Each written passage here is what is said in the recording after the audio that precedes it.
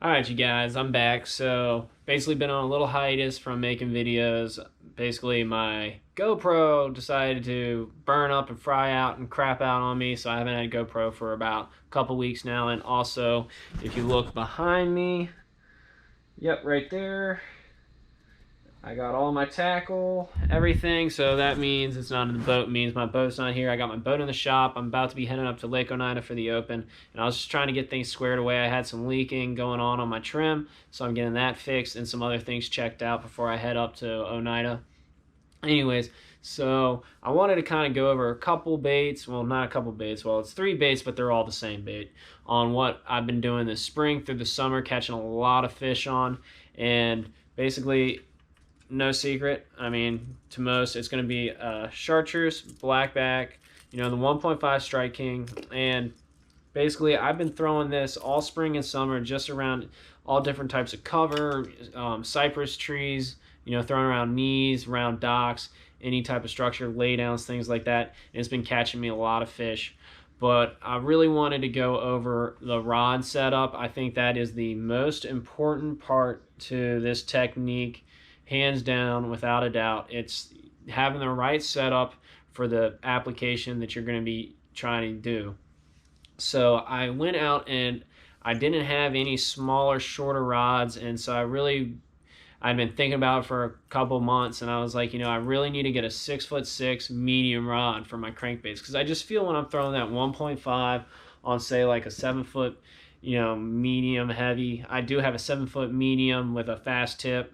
It's a 7.2, and I throw that. Sometimes I'll throw my bigger square bill on that, but when I was throwing it on a 7-foot, medium heavy, I just felt like I wasn't getting the feel of the bait. The bait wasn't running as deep, wasn't running the way I wanted it to run. I just feel like it was too hefty of a rod. And so when I switched to this 6'6" medium, this is a G Loomis E6X. This is a 6'6" fast tip, and that fast tip is key. It's soft, but it gives me enough backbone, and it really allows me to feel what my bait is doing. And I'm throwing that on 15-pound test. This is just Berkeley 100% fluorocarbon, and this is just a 6.51 gear ratio reel. I wanted a slower gear ratio. It's not like super slow, but it's not a 7 or an 8.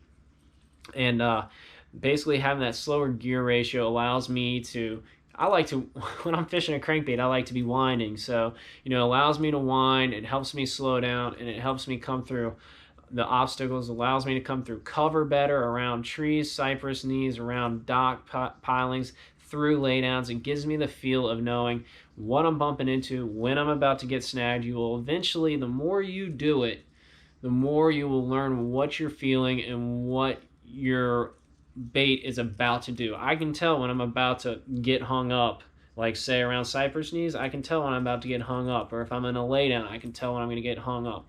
But again, that shorter rod allows me to be way more efficient. I am way more accurate with my cast. I can make, for every 10 casts I make with this rod, I was probably only making 6 casts with my 7-foot. It's just, I can be a lot more efficient, and it allows me to be quick with it. I can make multiple casts at multiple different angles. I can hit 3 times this way, 1 time that way, and then come back and hit this way again. I can do it quick. It's about being efficient.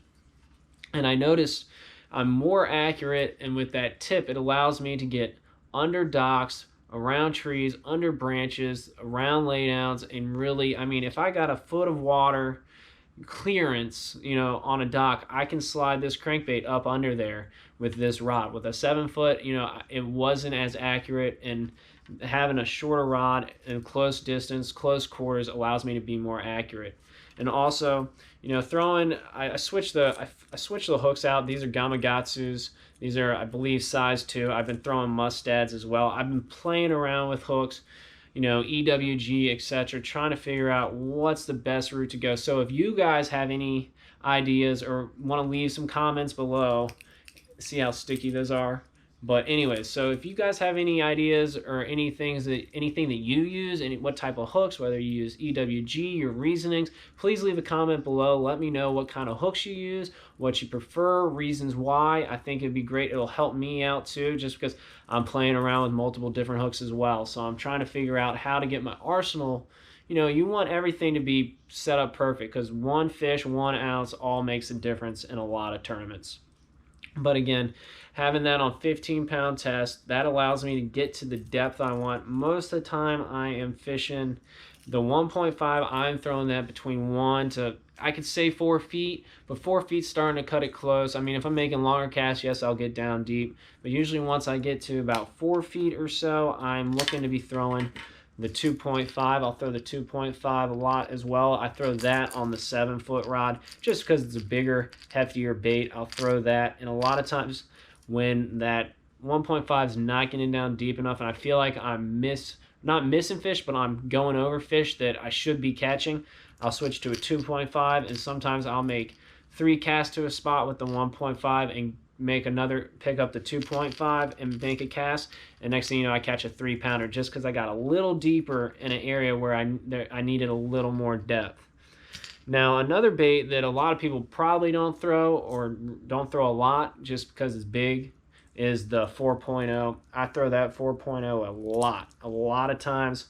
I'll be fishing the 1.5, the 2.5, and I will go through a lot of water, and the next thing I know, I'm like, man, I haven't got bit in a little bit, or I'll make multiple casts to a spot. I'm like, I know there's a fish there, and I'll go through my rotation and I'll pick up the 4.0, and first cast in there, I'll trigger a strike and get bit.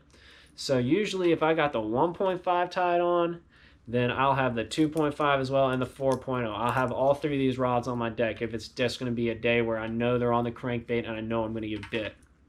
Sometimes, you know, you need to go to the other end of the spectrum. Sometimes you just got to throw something big and gaudy compared to something small. A lot of times it depends on what the bass are feeding on, and also the depth. I want to be hitting the cover. I want to be banging into the cover.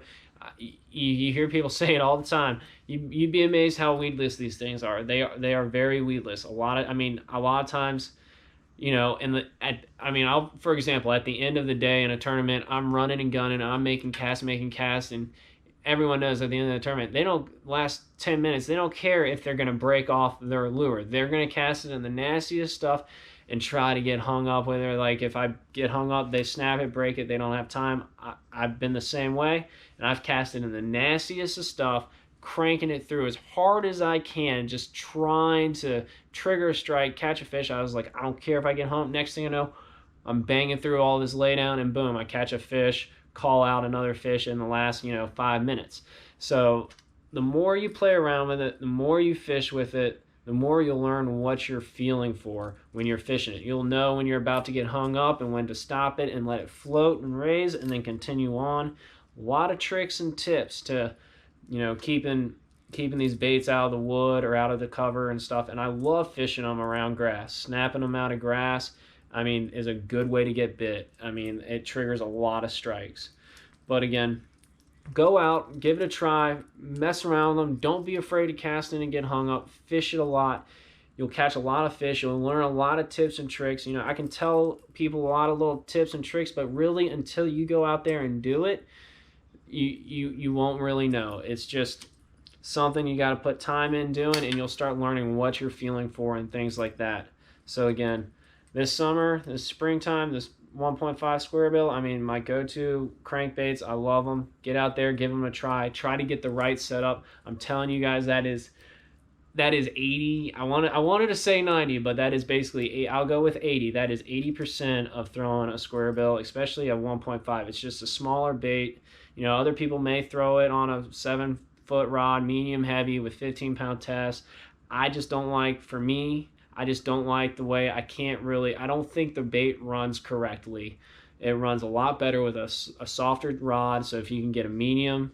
But I'm telling you, that 6'6", being able to be efficient, make multiple casts, be really accurate. I can put this in places where other people can put their jigs and stuff, but they're not putting crankbaits there. So, if I got a foot of clearance, I can put it under a dock with this rod. It just allows me to be super accurate, super efficient, make multiple casts, and that's what it comes down to at the end of the day. The more casts I make, the more opportunity I'm going to have at catching fish.